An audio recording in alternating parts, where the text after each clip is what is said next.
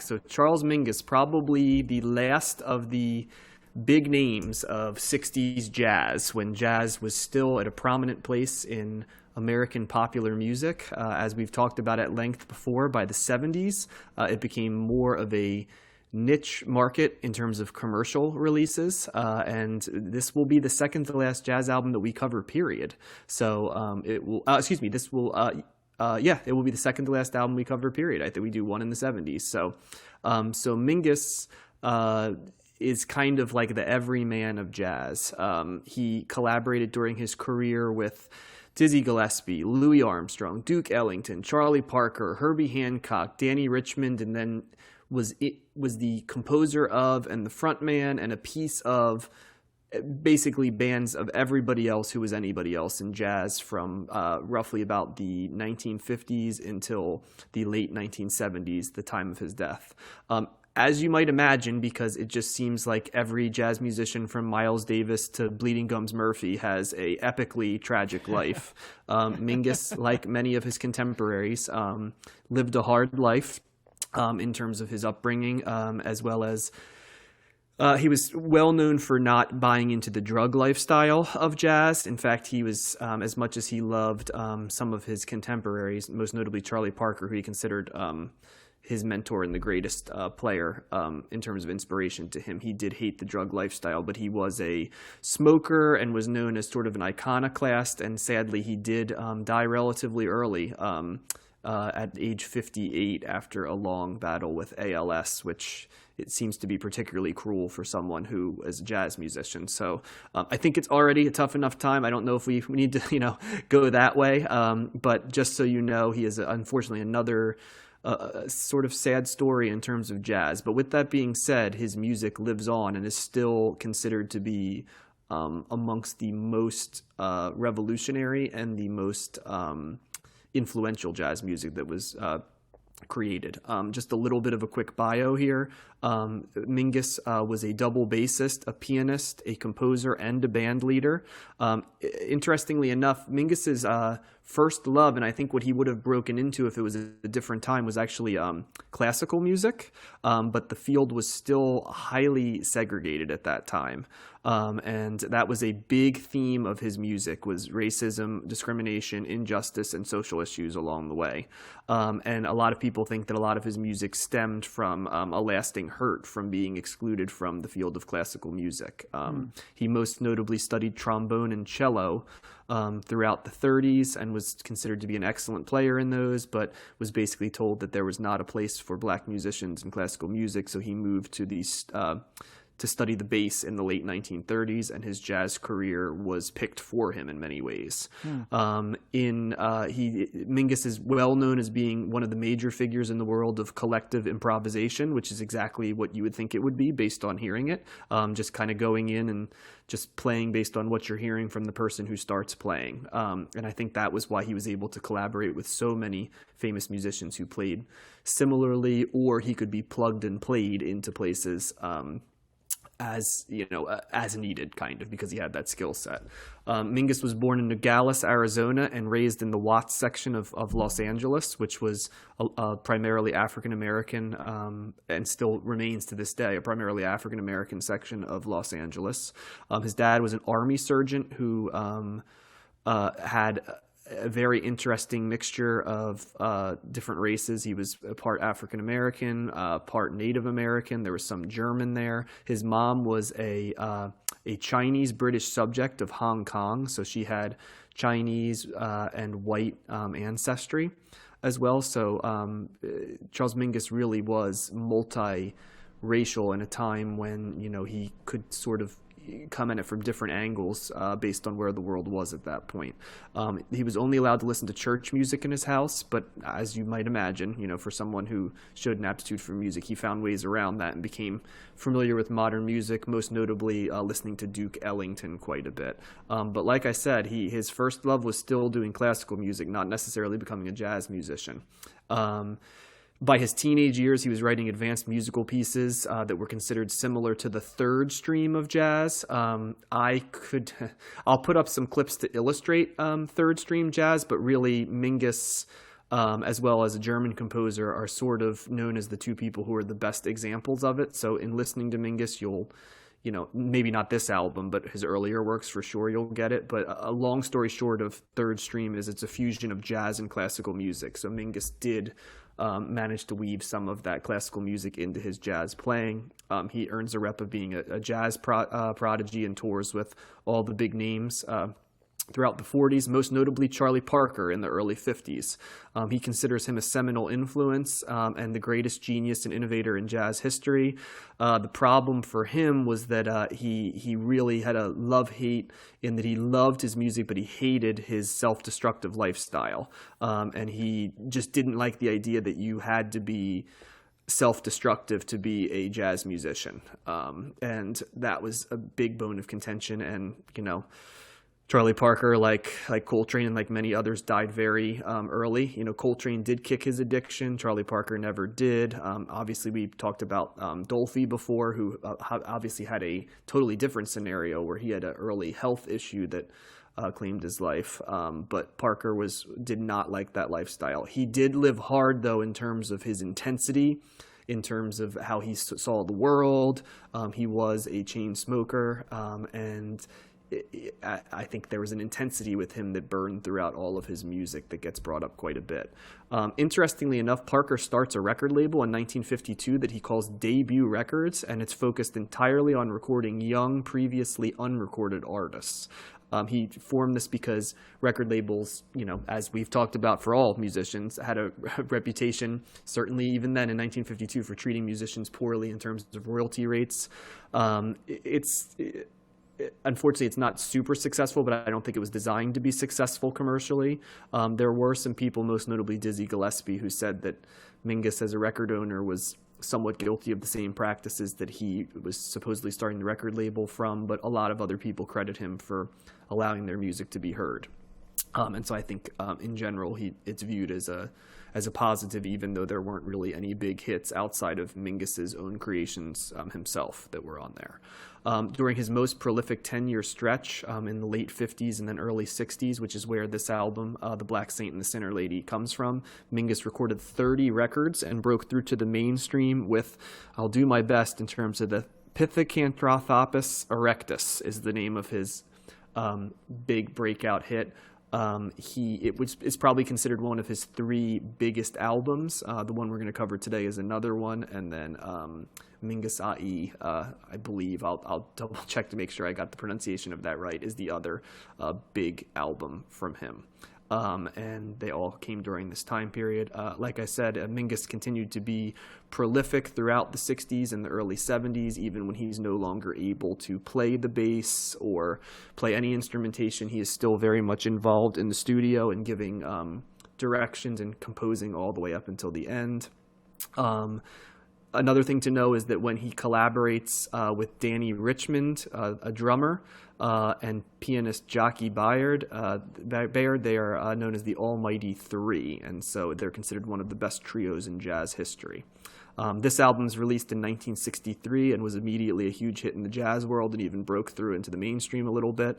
It's notable because it's written as a single continuous composition, even though if you were to look at it as an album, I guess you could say in one part, you could say it's 4 parts because it's part 1, part 2, part 3, and then the song title for the final piece incorporates 3 other pieces, but sort of pieced together. But you are designed to listen to this as a single composition. In that way, what it kind of reminded me of a little bit is the Moody Blues album that we covered that kind of had the same general idea. This one, was designed by his own words to be his magnum opus, and it's kind of viewed that way. And he wanted it to be sort of an expression of him as a musician and a person and his musical stylings, and it's considered to be a very effective way to kind of get the feel for what Charles Mingus is as a musician. He was a perfectionist, and so there was a lot of studio overdubbing on this, which is kind of interesting for a guy that was known for collective improvisation. And also notably, it features notes from his psychotherapist, Dr. Edmund Pollack, as part of the overall theme of the album, which in 1963 is a pretty revolutionary. I mean, it would be a revolutionary thing now, but especially then when there was significant stigmas with therapy, to so openly put that out there was considered to be quite an interesting artistic decision. So that's a little bit of the overview that led to this. Would you call this a concept album, John? I think I don't know if I call it a concept album because there's a lot of jazz that's like this. You know what I mean? That sort of goes on a theme, or it's a thematic album. I would say is more how I would describe this. It's interestingly enough, it's designed to be a ballet, and so he it's a single continuous composition, and that's why all the songs have dancer in it. Yeah, you know, 1, 2, and 3, because it's supposed to be sort of viewed in that context as well. Mingus was not, he did not give a lot of say in terms of, you know, what he was going for exactly, other than, you know, it's the things that I've mentioned, and sort of even with what he said, there's 1,000 different interpretations of what he's going for, how it plays in the deeper subconscious roots and stuff like that. So, but I'm sure we'll talk about that a little bit as we get into the review of the album. Maybe let's start with Josh. What are your thoughts on this album? I really like the album. I think this is my favorite jazz album that we've listened to. It sounds very different from all the other jazz that we've listened to. I found it a lot more, what came to mind was it sounded more sultry and sexy and like a smoky bar, almost like night music or like music that's in a film noir. And I really dug that late night vibe that I feel like it has. I really liked how there's different instrumentation on this album as well, like the tuba plays a part, a significant role in this, in the music on this. And I feel like, so John, did he play the bass on this album, or what instrument did he play? He did. Yep, he played the bass on this album. Yeah, so I feel like his playing is different than Coltrane's and some of the other artists that we heard.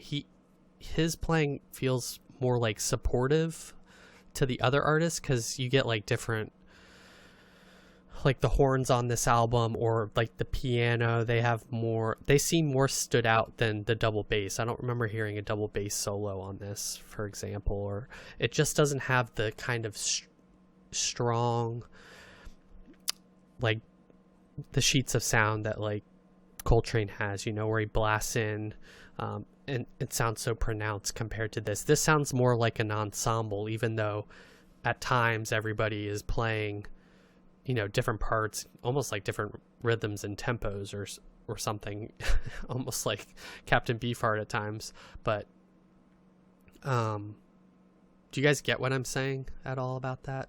Like, I don't really see, like, you can pick Coltrane out on Coltrane's albums. I don't necessarily know if I could have picked him out on this album. Coltrane plays the saxophone, which is a prominent loud instrument. Mingus is playing, you know, stand-up acoustic bass, which is hard to, especially in an album like this. Yeah. It's not designed to stand out. There's a slight part in here, I think, where he's got the solo going on, but it's not.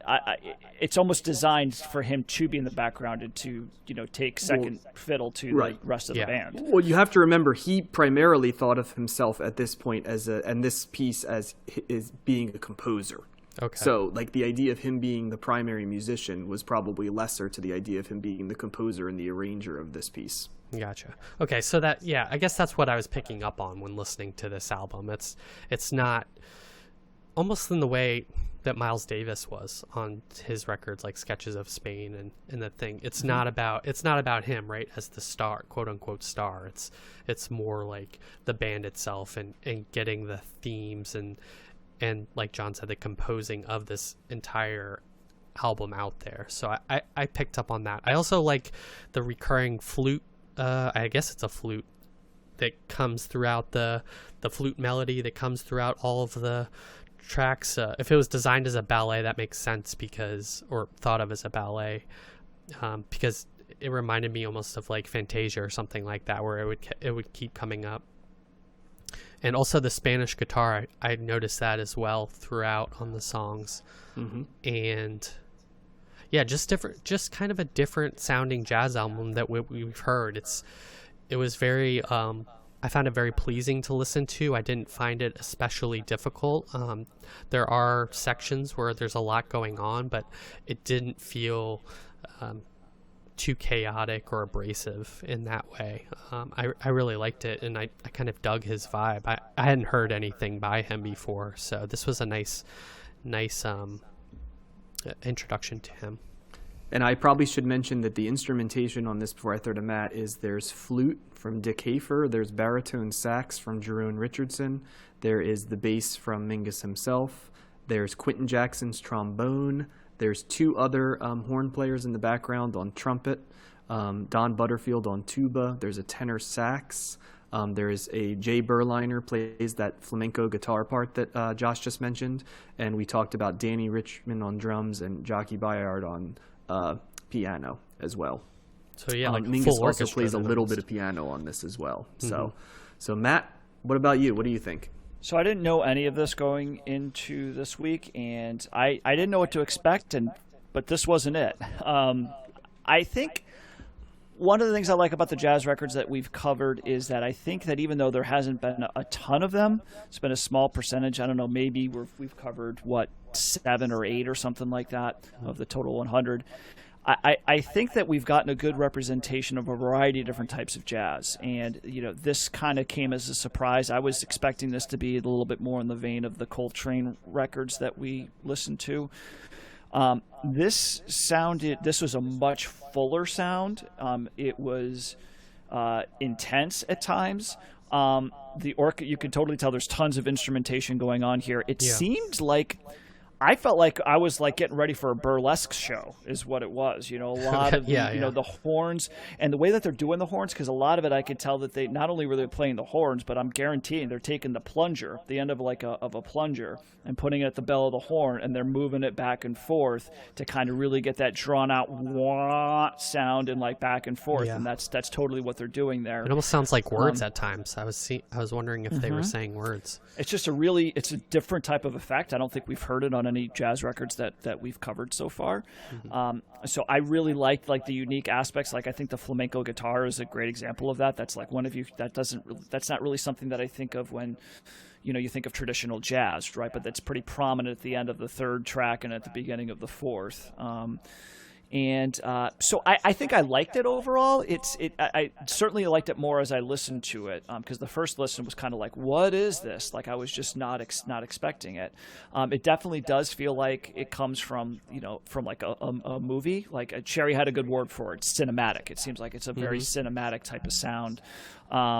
It's definitely interesting, the way that all the instruments kind of come together. It's similar in some ways to Sketches of Spain in that you could tell that this is a much more of a orchestration, more composed. There's a lot more instruments. It is more about, Josh, I think you're kind of a good comparison there with Miles Davis and Charles Mingus, being a little bit more to the side as you push forward the other instrumentation, the other artists. So I think that's an interesting aspect of it as well. I don't know. I think it's interesting listening to jazz. I think I do like it overall, especially if it's not like totally the avant-garde stuff, not as much. But it's something that I think that I rarely go to. But when I go to, I'm glad that I like it. I'm glad that it's there. I still think it's a hard listen because it's definitely a different way of approaching music and listening to it than what I'm used to with pop and rock music and folk and in particular. But this is, I think that there's definitely some rewards here, and he certainly gives a sonic palette. He puts you in a certain place, and it definitely feels like kind of like that 40s, 30s, maybe even 50s vibe. In a late night nightclub, you're kind of dragging in there, little drunk, maybe there's some gangsters around or something, smoke-filled room or whatever. So it's an interesting atmosphere that he's painting here, and it's pretty cool. So I like it, and I don't know if the rest of his stuff sounds like this, but if he's arranging all this stuff, and again, I'm interested in like what percentage of this is actually arranged and written down versus what is improvised here. It sounds very orchestrated and very deliberate. I don't know if there's a ton of a soloing going on in here, like off the cuff. But overall, I liked it. Yeah, it's really interesting to hear. I heard this album totally different than you guys did. Like, I mean, totally. To me, this is a very chaotic album. I think even if I didn't know the background of Mingus in terms of doing the bio here, I sort of said to myself, if I didn't know the bio, would I have heard it this way? And I came to the conclusion that yes, I would have. Because to me, this is I wouldn't say it's a dark or an unpleasant, but it's the sound of chaos, and it's a very, very emotional album. It's a very interesting time in the world right now to hear this album, because in some ways I felt like this album reflected the chaotic nature of our times, because there were moments of joy and a harmony that sounded pleasant in here, but the other parts, while not the cacophonous sound of Dolphy, right, or the sort of the blurts of, you know, even Coltrane or Pharoah Sanders, you know, where you could see like, okay, now he's escalating it and now he's coming down. And here's that rain set. This is kind of all over. And I think that when you know that he looked at this as like almost describing, well, he didn't say, I do think that this is almost his attempt to put his pain and his journey into music. I kept looking for something in a review to kind of describe how I was hearing this, because I didn't know if I'd have the words for it myself. But, you know, besides the fact that it's an 11-piece band and there's a lot going on in terms of the musicianship that you can peel apart, and especially a lot of sax and a lot of trumpet, and they're playing sort of melancholy pieces at times, like long notes, you know, that are somber, but not like not in the way that you would think a somber note would sound like. It's more just stretched out. So I compare it to like the idea of like almost like a dysthymic depression or a dysthymic viewpoint, where it's, you know, you're not too low or you're not too high, but you're always a little bit off, right, in terms of how it's being done. And so I then jump onto the theory of this album to some degree, that this is sort of like a combination of Mingus's, you know, mental health challenges, which were very much there, and the pain that came from the racism and the stuff that he encountered in terms of being able to be his own man. And one thing that really stood out about this is that this album had a lot of the sounds of black music from the 40s and the 50s, more so than even any of the jazz albums that we've covered so far, which veered more into other stuff. Like, this was firmly rooted in, well, maybe Pharoah Sanders might have gotten there as well, but in a different way. But this was firmly rooted in the spirit of black music in the 40s and 50s. And it sounds like a piece made by a black man in 1963, with the joys that come from that and the pain and the challenges that come from that as well. So I think more than any album that we've done, I experienced this jazz album as a emotional experience. The second time I listened to it, it was an easier listen, because I think I'd processed how I felt emotionally with it the first time. The first time I felt uneasy after listening to it, uncomfortable, not in a bad way, and not because of the music, but because of where it put me, headspace wise. And the second time I listened to it, I came at it from a different angle and I got a different view of it. But that's really my takeaway. This is music to be listened to and felt, and there's no signature sound. There's no hallmark musicianship wise that you say, oh, this is, is, Coltrane sax, or this is, can you imagine the piano on this? There's small virtuoso parts that come in. Another thing, I don't know if you guys noticed, but what was fascinating about it is it just sort of ends. It doesn't lead to an end like Sketches to Spain, build up and go, or even like Pharoah Sanders, where it's a journey on there. It just sort of like stops, and it clearly sort of stops to symbolize, to me, it felt like space continues, but it continues after this album. And so that was another thing I noticed both times. It ends with basically just one sax, blurt at the end, right? And then it just dies. The track ends. And there's been nothing like that in terms of the album we listened to. So it was was a fascinating listen. I would lean to say I liked it as a musical work. I don't know if I'd revisit it, but I think the reason I wouldn't revisit it is because it's just, you have to be in a certain headspace to find it, and it's a headspace that especially right now I don't know if I want to immerse myself in. And that to me, that's a credit to the album, because if it can get you feeling that way emotionally, it has resonance. So there you go. There's my take. Yeah, it sounds like the jazz albums for you, especially John, have been definitely more impactful in terms of how, tapping into your emotions and getting you into certain headspaces. You brought up the headspace thing before. Way more than anything else we've done. I would say the jazz albums I listen to primarily, you obviously, because there's almost no lyricism, so you're listening to them as musical pieces. And so I think because of that, I have learned that I experience jazz in like a visceral state.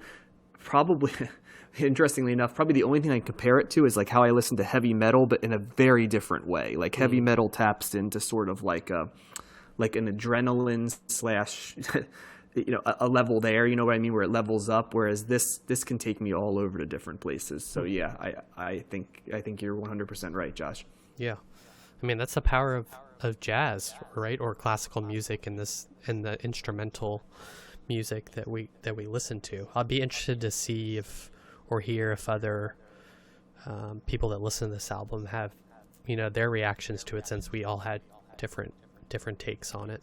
I think the word chaos is interesting, John, because I hear what you're saying. I don't know if I would describe it as that, though. I found more chaos. Not the playing, and that's what I'm trying to get at. It's like, because I remember they said that a lot of the playing in this, sounds like sighing, moaning, and groaning. And that's not necessarily chaotic in, I think, the way that you're thinking of. I'm talking more, it's chaos in terms of the emotional experience that I felt. And I think one of the things that was very interesting was that I felt that before reading anything about the reception of this album, because I don't want to bias myself. And it was interesting to hear how many other people mentioned similar stuff. So I'm like, okay, I'm on to something here, I think, in terms of how this is hitting people. Well, and I definitely hear it's certainly emotional, and it's kind of all over the place in that regard, and I definitely hear that. I think jazz more so for me than anything else. I think being in the right headspace is certainly accurate, particularly since I don't listen to it a lot. As opposed to because there's other music that I definitely, like a more of a rock pop based kind of sound that I feel like, well, I don't really want to listen to that right now. I'm not in the mood, right? And that happens. But if you put something like that on that I maybe wasn't in the mood for, maybe like a harder rocking song or like more of a melancholy type of rock song, I could still be okay with it. I think jazz would be harder for me to get over that hump if I wasn't in the mood. I think jazz is a very cool genre to, once you are in that place. And for me, I can probably get there a couple times, a year. It doesn't happen a lot, but when I do get there, I really do appreciate it. It's a very unique genre. It's a very difficult one for me to fully understand and to talk about, because I just don't have a solid frame of reference going into it. But I also don't get to the point where I'm like, oh, this is terrible or this is boring or whatever. I think certainly some of it, like I said, Dolphy I don't ever think I will listen to that again. But the many of these other albums I could certainly go back to here and there, but it's not going to be a lot. But when it's there, it's kind of a cool thing. It's part of the variety, right? Like we all get tired of listening. At least I do. I get tired of listening to some of the similar stuff, and now I need to go over here and try this out. And this is a nice little curveball to throw at yourself every now and then. And this was certainly, scratching that itch. This is a different. I've listened to a number of different types of jazz. This is. I haven't really heard anything like this before, so I was surprised. I did, and like I said, I did like it the more I listen to it. But I think that like you John, I think that first time you're like, whoa, you're trying to process it, because there's a lot of stuff going on here. Well, I think it's one of the interesting things is knowing about 40s and 50s jazz and then what jazz came to. The 60s jazz really stands out, that there's a lot more pain and like spiritual yearning in almost everything we've covered, right? And for a lot of jazz's career, there was a lot of like fun and improvisation and good time. And whether it was because the writers writing about jazz in the 60s reflected reflected. I don't think we'll ever do a decade that has more music about pain and hurt than the 60s does. And as we go on, more and more I realize that's a consistent theme of music in the 1960s. But don't get me wrong, there's plenty of it in the 70s and 80s and 90s and 00s and all the way up, but like that like deep sort of dysfunctional / chaotic, almost like all-consuming / self-destructive element of it, I just think that's a hallmark of the 60s, and the jazz reflects that. You know what I mean? There's a tumultuousness to the era that comes through. And I think I checked myself on that because I'm like, all right, well, let me listen to some of the standards of the 40s and 50s. A while back I did. And you can't help but notice they are way more upbeat, and they are way more designed to be pick you up, right? Like there's no albums. And maybe if you hear Sketches of Spain one way, or maybe if you hear My Favorite Things one way,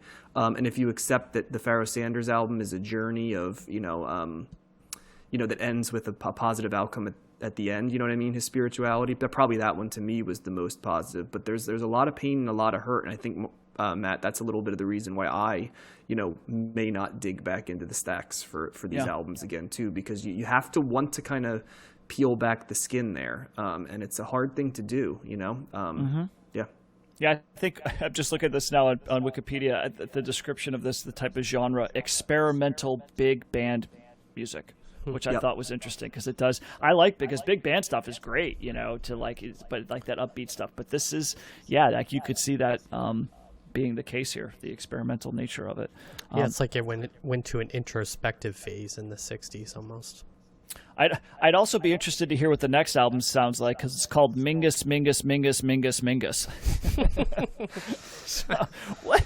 Interesting. Okay, what's that about? John, you mentioned the notes from his psychotherapist in this. How did those get incorporated in? There wasn't really lyrics on this. It's basically, if you read the notes, they're written stream of conscious. Okay. They're like the album notes, the liner They're notes? often described as somewhat incoherent, and I would argue that there's some truth to that, because they don't always give a linear idea of what's going on. They very clearly talk about, and I didn't read them until after I'd done the listens, but he kind of describes his beast within a little bit, and there's a part where he's talking about like alligators chasing him and stuff, and like figuratively, right? With different stuff. And, he at one point also says you can basically throw away my entire musical output outside of one album. He doesn't mention what it is, but, and like just listening to this will encompass what I'm kind of trying to go for. So he definitely said, this is my piece that most represents me. Wow. Okay. Yep. It's heavy. It's an interesting read, the notes. I don't know how much you gain from it, because it's not going to give you answers necessarily, but it does kind of it's kind of like if somebody's working through their therapy, almost like existentially a little bit, by writing down notes. That's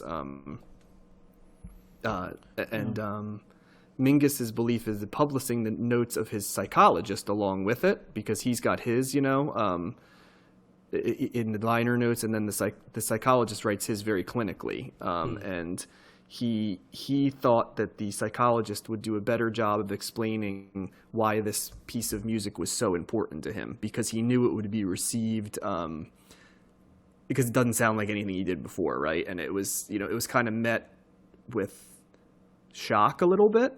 Some people identified it immediately as a work of genius, but didn't know what to make of it. Some people hated it and kind of never got over that, and some people liked how different it was. But I think he was looking at his